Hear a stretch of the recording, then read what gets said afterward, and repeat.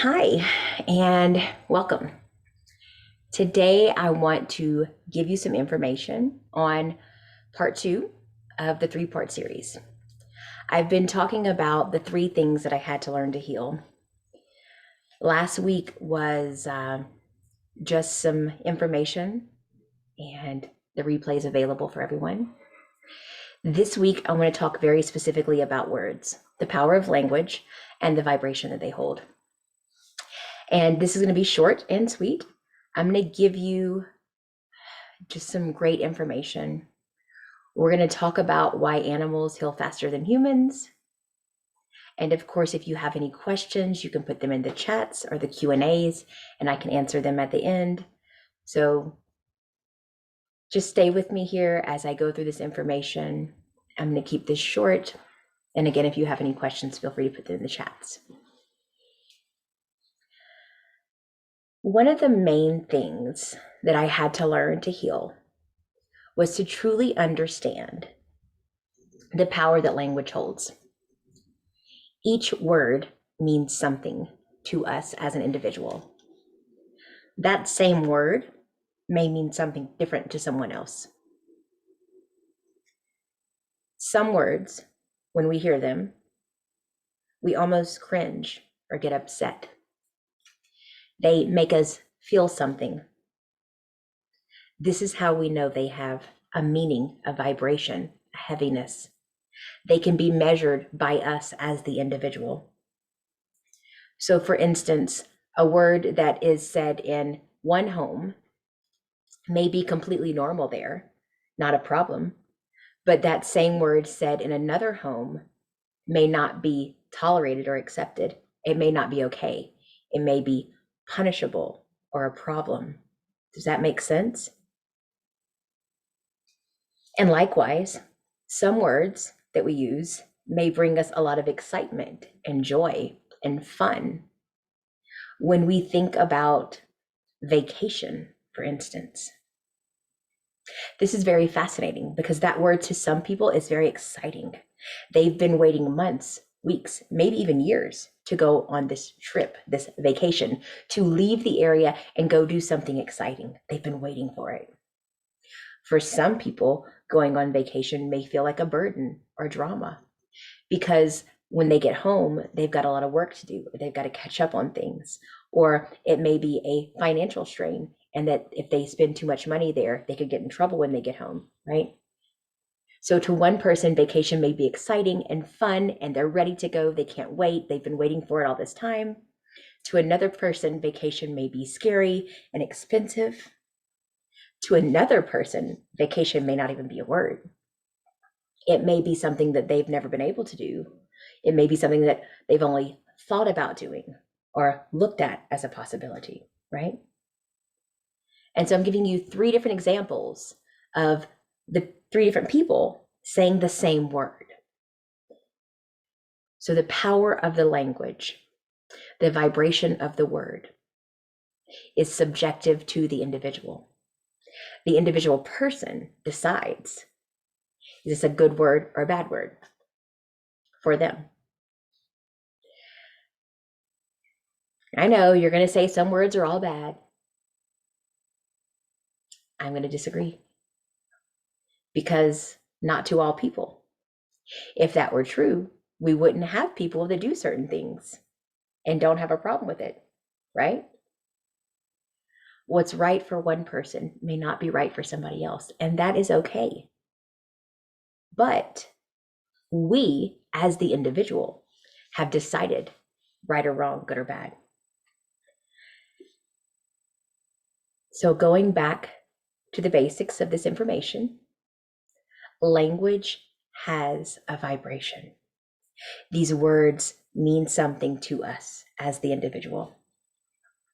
If I am speaking words that are holding a negative vibration, a lower influence, they are further down in the consciousness scale,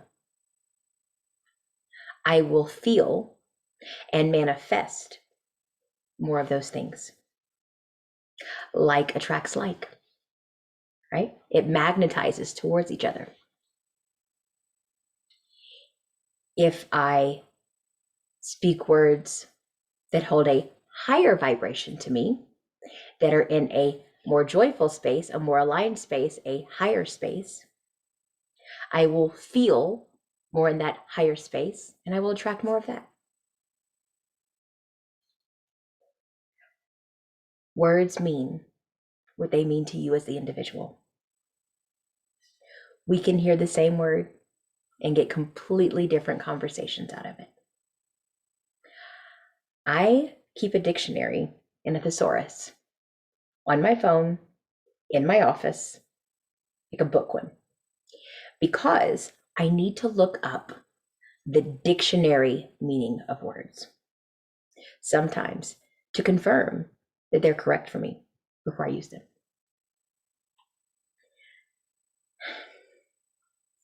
Words are so powerful.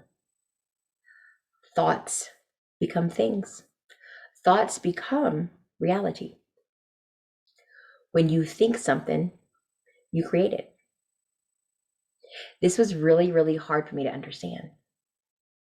So every time I thought, I don't have that yet, I just pushed it a little bit further away.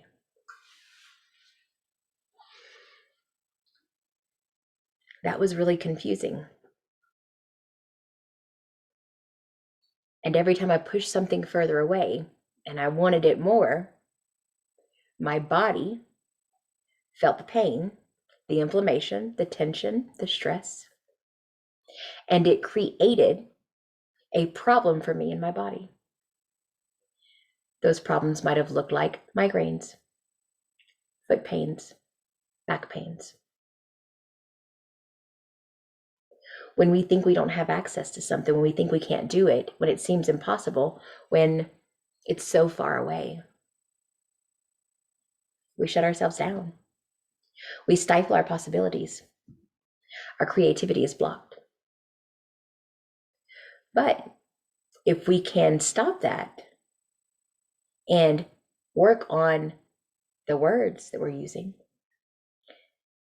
take aligned actions, we create something different.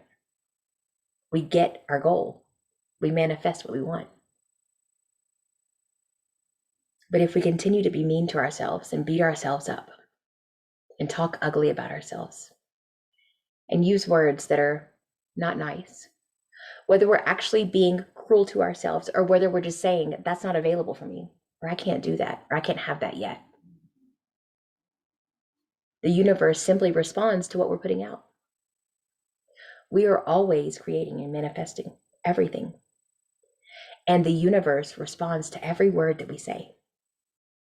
And if the words are in that lower vibration or that negative space, the universe will show us that. And as like attracts like, we will gather more of that. And we will be in a space of pain and confusion. Physical, mental, or emotional, doesn't matter. It will still create drama and pain.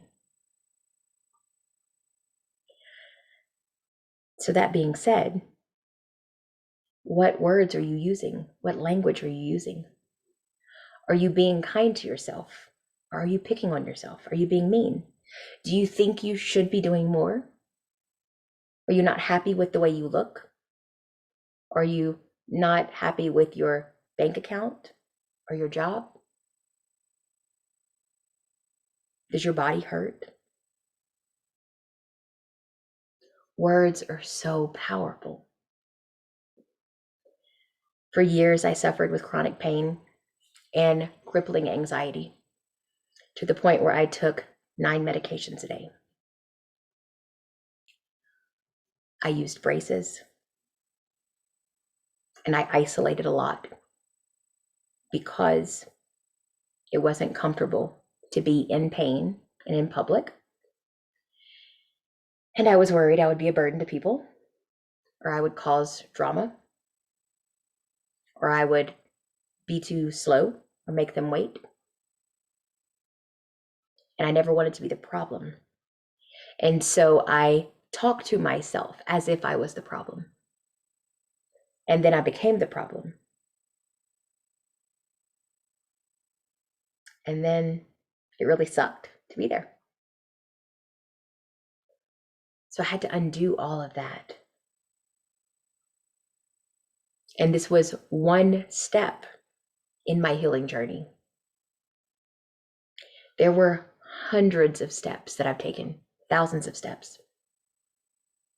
And I've probably got thousands of more still. And I'm okay with that. Because each time I take a new step, it's easier. Because I'm undoing the ways that I was taught. The words have been taught to us. As little children, we came in innocent and curious and full of life. No fear, no concern. We did whatever we wanted. We dressed however we wanted. We talked however we wanted. We didn't care how we smelled. We didn't care what we weighed. We didn't care what we looked like, if our hair was fixed, if our teeth were brushed. And I'm not opposed to basic hygiene. But what I'm saying is we didn't care. We didn't hold value to certain things. Words didn't matter. If someone smiled at us, we smiled back. If we were angry, we made a noise. If we were tired or hungry, we cried. We didn't use language to trap ourselves. Language can trap you. When those words hold such a strong vibration, and they're so powerful, and they mean so much as us to the individual, and we speak them from our mouth, we speak them into existence. And every time you speak something into existence, you create it. This is a power that we all have. We've all been given. Life and death in your tongue, right? We got that. And we have hurt ourselves just mindlessly using words, not understanding how powerful they are,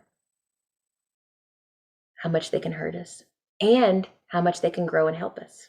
Likewise, right? There's always going to be an opposite force. I didn't understand that.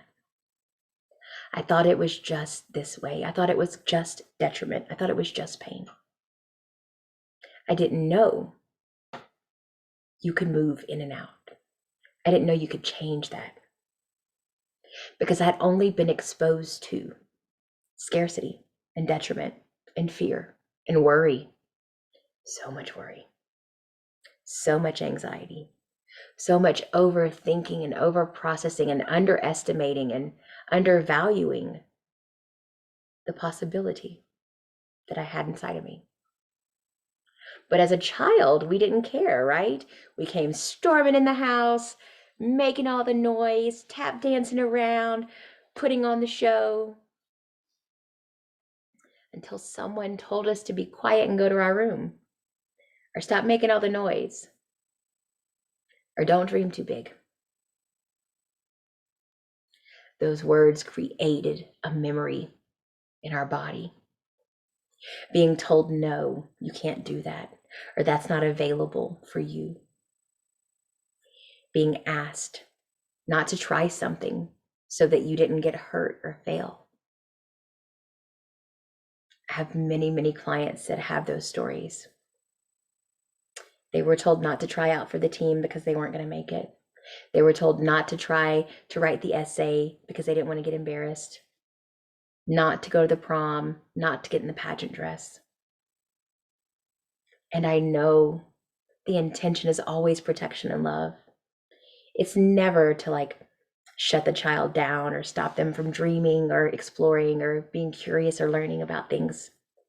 It's always a protection. Because as adults, we've had hard lives and we don't want the children to experience that. So we want to put a helmet on them, put some knee pads on, make sure they don't bump their elbows. But falling off the bike is how you learn to balance, right? And if you scrape your elbows and knees a couple times, you're going to remember that when you're riding and you start to get wobbly. You're going to pull yourself back into center, to grounding, to wholeness, to the heart. And you get really strong and brave and you pedal faster and you make it work. You do it different. But if you're always given the knee pads and the elbow pads and the training wheels are never taken off, you never learn. And it's hard. I had to learn this the hard way.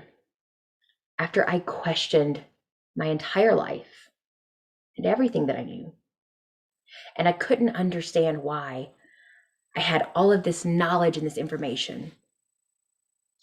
I had so many courses, so many books, so many programs and protocols. I had the most ridiculous number of certifications and tools. I have been trying to self-heal since 2002. I was on a mission. I was doing everything that I was told. I would go through an entire program. That didn't work. Throw that one in the garbage. That one didn't work. Throw that one in the garbage. And after 14, 15 years of doing that, I learned something different. I learned to take this information and embody it on a visceral level, on a physical level in my tissue. I began to live this practice. I changed my language.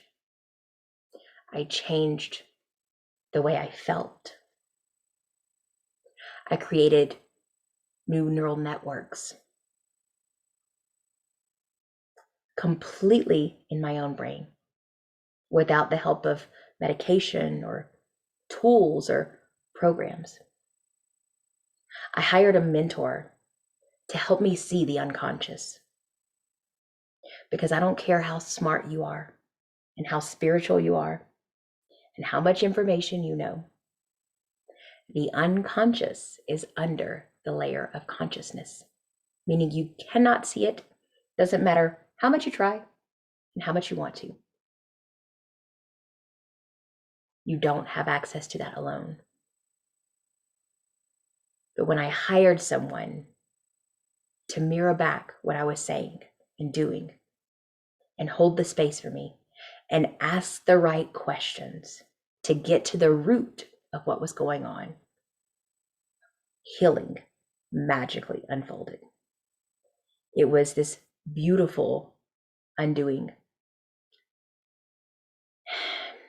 And it just came together, and there's nothing like it. The reason we have a nervous system is to induce stress and to heal our body. It's part of this magnificent community of things going on inside of us, right? Just one part. But our nervous system is so amazing, and it's so awesome, and it's so great. It's like my best friend now. With animals, you have a lion and a gazelle. And the gazelle sees the lion, and the lion chases the gazelle. And the gazelle runs and runs and runs and runs. And the gazelle finally escapes the lion. And the gazelle gets some water. And it trembles for a little bit. It gets some food. It lays down, takes a nap. And when it wakes up, its nervous system is all back in space, all aligned, it's perfect. Everything's right for it. It gets up and it goes on about life. But now, pretend you're the gazelle. And the lion is your boss, or your credit card, or your scale, or your partner, or your kids, or whatever, your pain. And the lion's chasing you. And your brain goes to, where's the lion? Lion needs to go away. Can't stand that lion. Lion's always causing problems. The lion, the lion, the lion. We put all the focus on the lion, as if the lion is the problem. and our brain gets super confused and sketchy. And we have problems. We feel frustration, anger, pain, whatever's happening. And then we shut down. We fight people. We argue. We flight. We run away from problems, people, things. We freeze. We just stop doing everything, take an action, just don't know what to do. I'm just going to stand here and watch, act like I don't hear anything, ignore it. And we fawn. Deer in the headlights. I got no words. I'm just going to sit here. The difference is the real gazelle does what the nervous system is supposed to do. The stress response drops. It goes back into neutrality, homeostasis, alignment, balance, right? All those fun words. And then the gazelle gets up and lives its life. And you know what? The lion's going to come around again. And the gazelle goes, oh, there's the lion, takes off running, finds himself the water, the food, the bed, takes a nap, gets back up, does life again. But we have words, we have language. And we want to blame that lion. And we want to blame that credit card and that partner and that place and that life. We want to just blame it all. Words hold vibration. Words are so powerful. These words are keeping you stuck. And it's not about changing a word, because we can change words all day long.